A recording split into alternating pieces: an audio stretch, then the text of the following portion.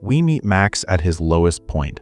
His life is a complete mess. He's self-medicating with drugs, and he spends his nights on the streets, letting out all his pain by spraying graffiti and random drawings on walls. To figure out how he ended up this way, we have to go back to his childhood. Max was a foster child, adopted by a couple who had taken in a whole bunch of other kids. Out of everyone, he had this incredible unspoken bond with one boy. They weren't blood brothers, but they were closer than any two siblings could be. Absolutely inseparable. They simply couldn't imagine life without each other. But then came the day they had to part ways. Max's stepbrother left town to go to college. Max was devastated.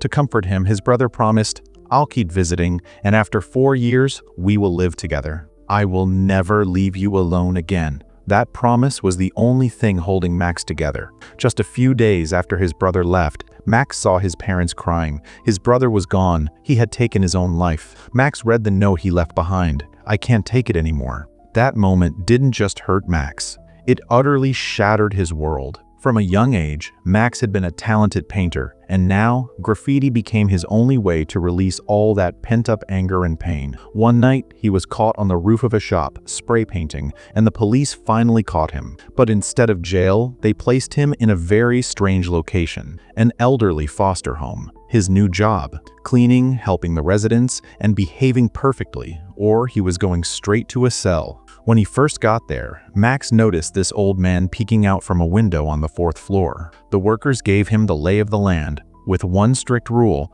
the 4th floor was completely off limits. That's where the serious patients were kept. The next day, as Max gathered his cleaning supplies, he saw a weird, almost human-looking statue. Being Max, he playfully poked out one of its eyes and then got back to work. He was thorough, always knocking before entering a room. But when one door didn't get an answer, he went inside. That's where he saw an old man and woman wearing masks and acting bizarrely. It creeped him out, so he quickly backed out. A kind woman named Norma approached him for a towel, and since he was new, she started talking to him. Just then, they saw a woman by the pool start bleeding heavily from her head. Apparently, she'd had a recent skin treatment, and the stretching had just caused her skin to tear open. Max's first night was unsettling. He heard faint voices in his sleep, and they eventually woke him up. Then, a loud, chilling scream came from the vent, which completely spooked him. He also noticed that his door, which he was sure he'd closed, was wide open. Things were much warmer the next day. Everyone, the elderly residents, the manager, Norma, and the 2 workers, gave him a warm welcome. Finally, he met the doctor, who strangely complimented Max on his eyes. That night, the nightmares got worse. The masked lady from the room came to sleep beside him, waking him up. Before he could react, she plunged a knife into his stomach. Then, a man grabbed his neck, and that's when he truly woke up. He couldn't sleep anymore, so he wandered the hallways, spotting an elderly couple dancing for their anniversary. As he walked away, he heard another scream from the vent. Norma came to him and took him to her room. Max saw a small cup there and had this weird sense of déjà vu, like he'd seen it before. Norma explained it was made by a friend who had lived there but had died years ago. The screams kept coming from the vent, and Max couldn't take it anymore. He tried the elevator, but access to the 4th floor was locked, so he took the stairs. Being a graffiti artist, he was a pro at picking locks, and he easily got the door open and went inside. The sight was horrific. Sick, elderly people sat in wheelchairs, staring blankly at TVs. They looked sad, lifeless, and listless. And the worst part, their eyes were bleeding. It looked like they were crying tears of blood. The man Max had seen in the window was there, and when he saw Max, he came screaming and pounced on him. Workers arrived just in time to stop him. Max knew he should have been reported, but this time, the doctor only gave him a gentle warning, saying he wouldn't get a chance to explain himself a second time. That night, Max told Norma everything, but she was dismissive. "You can't do anything for those people," she told him. "Forget about you, no one can do anything." But Max was stubborn. He went back up again. In this dream, the same man was standing in the corner, and as Max got close, he strangled Max with his own intestines. Then, the other people started tearing open their own stomachs and pulling out their guts. Thankfully, Max woke up.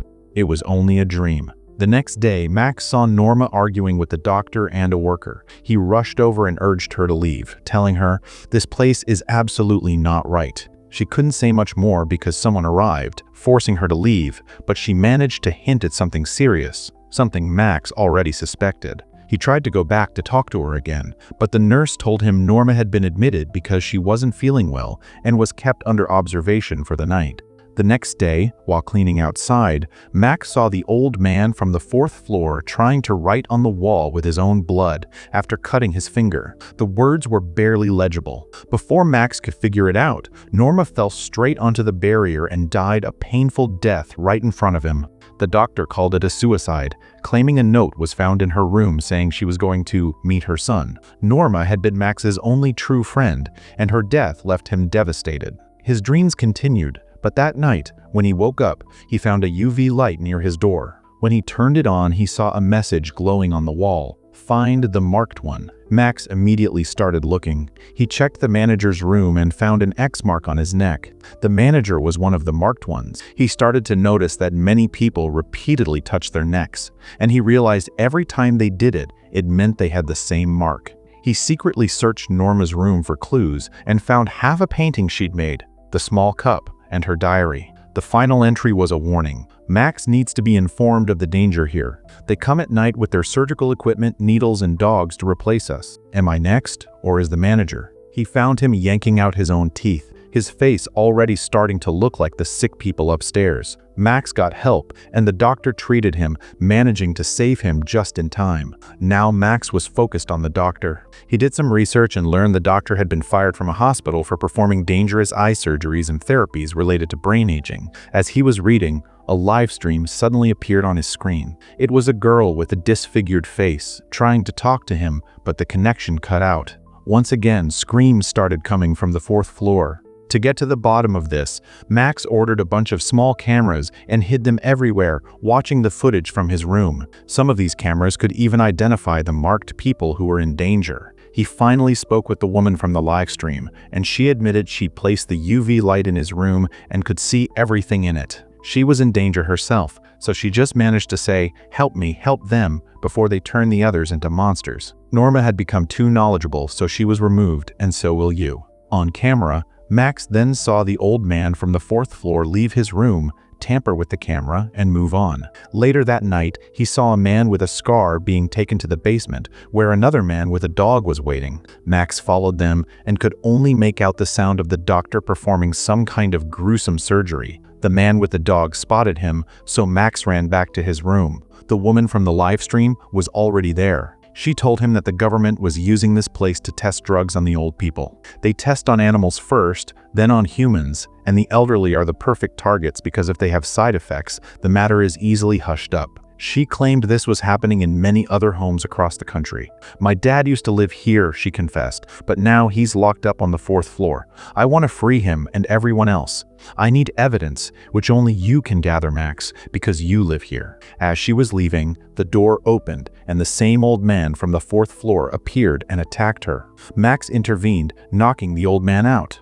A worker came by and claimed the patient had fallen from the 4th floor and caused the harm, but promised the doctor would examine her. Max used the distraction to escape. He went to his adoptive parents' house and found they had adopted 2 more young girls. His mother asked about his well-being, using the exact same phrase Norma had, "A heart knows a heart." That made Max suspicious that his parents were somehow involved. After they left to meet with the judge to prevent Max from getting a harsh sentence, Max searched the house. He found nothing until the 2 new girls, holding a secret they'd kept for ages, led him to a secret room behind a cupboard. It looked like a ritual room, a place where magic was performed. There was a miniature cup, just like the one Norma had, and a statue of a Roman goddess. Most chillingly, he found an old photo album with pictures of the foster home residents, including his mom and dad. The photos were from a party, with everyone dressed in black, but in the middle of each photo was a young child in white. There was a 3-year gap between each picture, but the people in black looked exactly the same. They hadn't aged at all. The child in the middle, however, was different every time, looking lifeless, as if their lifespan had been drained away. It turns out the people in that foster home belonged to a cult, a satanic group that worships Roman goddesses to remain eternally young by sacrificing a young child every few years.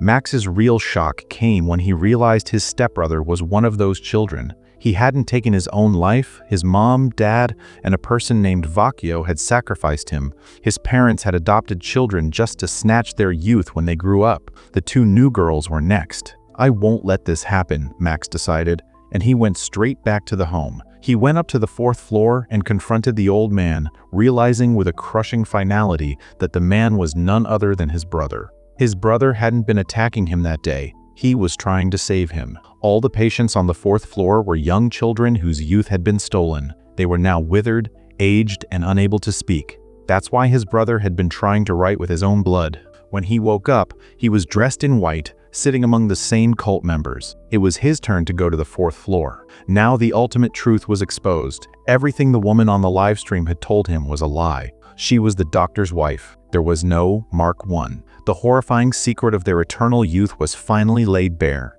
They may look old, but their age never actually increases. They were incredibly old. 1119, another 114, another 130 years old. To stay young, they needed the children's nectar, a liquid located behind the eye, a source of youth that diminishes with age. They literally drank nectar from the eyes of young children to stay young. Since Max arrived, they had been secretly extracting nectar from his eyes every night. That's why he kept waking up. And those so-called dreams, they weren't dreams at all. They were memories. They slowly extract the nectar, but when they're done with the fun and the child starts figuring out the truth, they extract all of it at once, draining every bit of energy, life, and youth until all that's left is a withered, lifeless body to rot on the 4th floor. The doctor removed almost all the nectar from Max's eyes and sent him upstairs, intending to continue extracting the small amount that regenerated, just like they did with the others. That's why their eyes kept bleeding. But Max's brother wouldn't allow it. He broke a wire from his wheelchair and used it to poke out the eyes of every child present, collecting their nectar. He gave all of it to Max, which brought him back to life, more alive than ever before. A storm was raging outside, and an even greater storm erupted inside Max. When a worker came up, Max repeatedly stabbed her, killing her. He picked up a tool and began a campaign of vengeance, bringing a horrific death to every person who crossed his path. He killed them all. His parents tried to run, but they too were caught in his storm and met their end. After wiping them out, Max extracted the nectar from their eyes and used it to free the people trapped on the 4th floor. Finally, Max and his brother escaped together. Those who had committed the evil deeds were gone, and the people who had been trapped, though they might still look old on the outside, had their youth restored on the inside. And that's how the film ends.